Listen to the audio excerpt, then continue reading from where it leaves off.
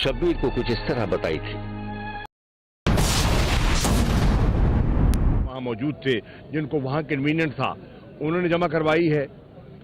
कराची में हमारे जो सिंध असेंबली के मेंबरान हैं और पेशावर में हमारे जो खैबर पख्तूनख्वा के members of the national assembly और members of the provincial assembly, इसी तरह क्वेटा में हमारे जो प्रोविंशियल असेंबली के मेंबर्स हैं और जो मेंबरान पार्लियामेंट हैं, उन्होंने पटिशन जमा करवाई है।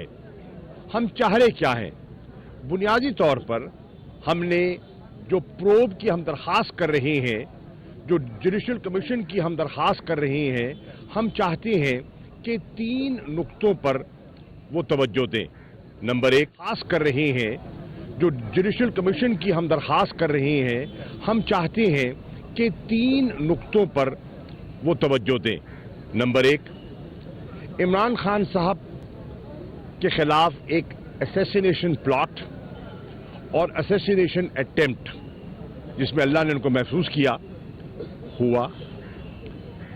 हम चाहते हैं कि इसका प्रोब होना चाहिए और हकायक और जिम्मेदारान कौम के सामने आने चाहिए। दूसरी बात इसी से अटैच्ड है कि जब यह वाकया रूनुमा हो जाता है तो हम एक FIR रजिस्टर करने की जुस्तजू करते हैं, काविश करते हैं।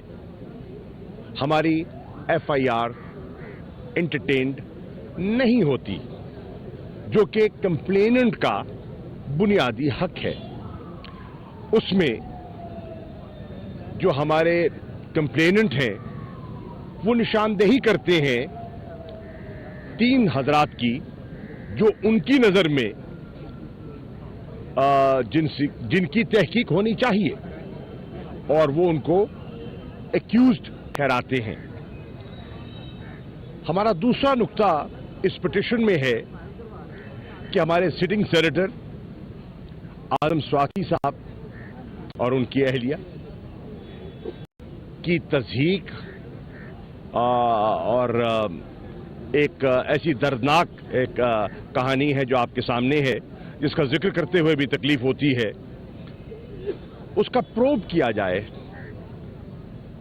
कि उसका जिम्मेदार कौन है, उस इलीगल रिकॉर्डिंग और उनकी जो डिग्निटी को वायलेट किया गया है, उसका जिम्मेदार कौन है। हमारी इस पिटिशन में तीसरी जो हमारी दरखास्त है, जो हम समझते हैं कि इस जुडिशल कमीशन को जिस पर गौर फिक्र करना चाहिए, वो है हमारे मशहूर जर्नलिस्ट जनाब अरशद शरीफ साहब, जिनको कीनिया में कत्ल किया गया, असैसिनेट किया गया, और मुख्तलिफ किस्म की क्या सराइयाँ और मुख्तलिफ किस्म की कहानियाँ जो हैं वो आपके सामने हैं कि हकायक क्या हैं। आज लाहौर में असेंबली का इजलास भी था, वहाँ मेंबर्स जमा हुए, इस नुक्ते पर तबादला ख्याल हुआ, लोगों ने इसको एंडोर्स किया, और फिर बहुत से मेंबरान असेंबली कार्रवाई में शामिल हो गए और कुछ मेंबरान असेंबली यहाँ तशरीफ लाए, और मिलकर हमने रजिस्ट्रार के सामने अपनी पिटिशन जमा करवा दी और उनसे डायरी नंबर भी हासिल कर लिया है। और हमारी अब ख्वाहिश है कि चीफ जस्टिस साहब अपनी पहली फुर्सत में इस पर कार्रवाई और हुक्म फरमाएंगे। Thank you. अच्छा, बिस्मिल्लाहिर्रहमानिर्रहीम। बात कर ले, बाद में क्वेश्चन कर ले। बिस्मिल्लाहिर्रहमानिर्रहीम। देखिए, शाह साहब ने सारी जो टेक्निकल डिटेल्स हैं वो तो आपको बता दी हैं। 3 बुनियादी मामलात हैं जिनके ऊपर हम सुप्रीम कोर्ट से चाहते हैं कि वो मेहरबानी करें और नोटिस लें। एक मामला है जो इमरान खान साहब के ऊपर कातलाना हमला हुआ, उसका जो FIR है वो दर्ज नहीं हो रही है। और 1867 में जब ये कानून आया था, ये 100 साल के बाद आप देखिए कि इन्होंने कानून ही बदल दिया है। ये 150 साल का कानून है कि FIR तो देखिए, अगर कोई शख्स जाए पुलिस स्टेशन में और वो कहे कि जी मैं कत्ल हो गया और फलाने ने मेरा कत्ल किया है, आप वो भी रिफ्यूज़ नहीं कर सकते। आपने दर्ज करना है और अगले लम्हे आप उसको जो है वो कहेंगे नहीं प्रूफ ये गलत साबित हुआ है। सो ये कानून तो बड़ा वाज़ेह है कि मैं कहता हूँ کہ یہ لوگ جو ہیں یہ شامل ہیں اس میں اس اسیسینیشن اٹیمپٹ میں، آپ اس کے اوپر پرچہ کریں گے۔ اعظم سواتی صاحب کے ساتھ جو معاملہ ہوا اور ارشد شریف، دیکھیں میں چیف جسٹس صاحب سے گزارش کروں گا سپریم کورٹ کے ادارے کو اتنا کمزور نہ کر دیں کہ پھر لوگ اس کی طرف دیکھنا ہی چھوڑ دیں۔ اس وقت پاکستان میں عدالتوں کا اور اداروں کے اوپر لوگوں کا اعتبار بڑا کم ہو گیا ہے۔ آج آپ دیکھیں پاکستان میں بزنس کانفیڈنس کیا ہے، 88% بزنس مین کہہ رہا ہے کہ یہاں بزنس کے حالات ہی نہیں ہیں۔ پاکستان میں عدالتوں، اب جو برٹش کورٹ کا بھی فیصلہ آیا جس میں التوا کے اوپر انہوں نے شہباز شریف کو جرمانہ کیا، اس کا کمپیریزن ہو رہا ہے پاکستان کے عدالتی نظام سے۔ اور یہ میں چیف جسٹس صاحب کو اور جو ہمارے سینئر ججز ہیں اور اسپیشلی ہمارے ہائی کورٹ کے چیف جسٹس صاحبان، دیکھیے آپ کے کمپیریزن ہو رہے ہیں دنیا کے ساتھ، اور پاکستان کی عدالتی نظام کا کوئی تاثر اچھا نہیں جا رہا، اور لگ رہا ہے کہ یہ تو بالکل ایک بنانا ریپبلک بن گیا پاکستان، جس میں جو چاہے جو مرضی کرا لے۔ اس لیے آپ کو ذرا اسرٹ کرنا پڑے گا۔ اور دوسری بات، پاکستان میں بند کمروں میں فیصلے نہیں ہو سکتے۔ یہ جو کرائسس بھی ہے، اگر سپریم کورٹ نے آرٹیکل 69 کی نئی تشریح کر کے اور اسپیکر کے اختیارات میں تجاوز نہ کیا ہوتا اور آج ملک میں نئے انتخابات ہو چکے ہوتے، پاکستان آج بہتر صورتحال میں ہوتا۔ سیاسی فیصلے سیاستدانوں نے کرنے ہوتے ہیں، پارلیمان نے کرنے ہوتے ہیں۔ جہاں پہ فیصلے نہیں کرنے ہوتے وہاں پہ سپریم کورٹ اور عدالتیں جو ہیں وہ فوراً فیصلوں پہ آ جاتی ہیں، اور جہاں کرنے چاہیے وہاں پہ آپ منتیں ترلے کر کے تھک جاتے ہیں، وہاں پہ وہ ٹس سے مس نہیں ہو رہے ہوتے۔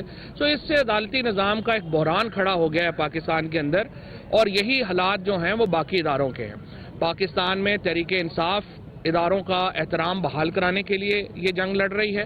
ہماری لڑائی آئین کی بحالی کے لیے ہے، جمہوریت کی بحالی کے لیے ہے، اور اداروں کے وقار کی بحالی کے لیے ہے۔ اداروں نے غلط فیصلوں سے اپنے آپ کو بڑا نقصان پہنچایا ہے، ہمیں اداروں کو اپنے پاؤں پہ اوپر کھڑا کرنا ہے۔ اسی لیے ہم نے، چاہے وہ آرمی چیف کی تقرری کا معاملہ ہو یا کوئی اور معاملہ ہو، ہم نے متنازع نہیں کیا۔